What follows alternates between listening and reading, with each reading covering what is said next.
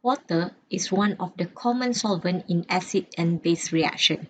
As we discussed in the previous video on Bronsted-Lowry acid and base, we can see that water is an amphoteric, which means it is capable of acting as acid or base. Since acid and bases react with each other, this implies that water can react with itself. While that might sound strange, but it does happen.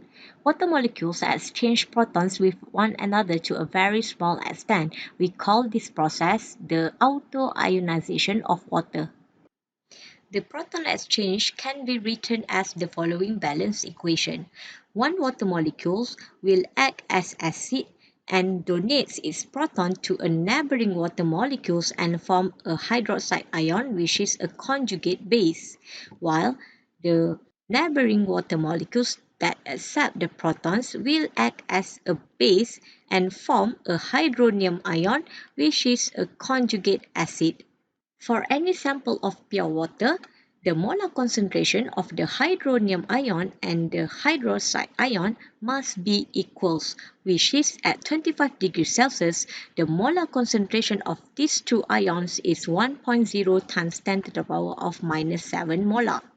Note that this reaction is a reversible reaction since water is a weak acid and weak base, and the hydronium ion and hydroxide ion exist in a very small concentration. But how small is this concentration? Well, let's find out by examining the equilibrium constant for this reaction, which is the Kw, or also called as autoionization constant. Remember, when writing the equilibrium expression, the concentration of a pure liquid or pure solid does not include it.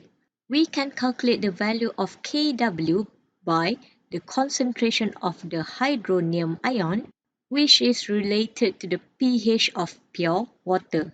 The pH of pure water at 25 degrees Celsius is 7. Since pH is equals to negative log concentration of hydronium ion, the concentration of hydronium ion is equals to anti-log negative pH, which is negative 7, and we will get the value of the concentration of hydronium ion, which is 1.0 times 10 to the power of minus 7 molar.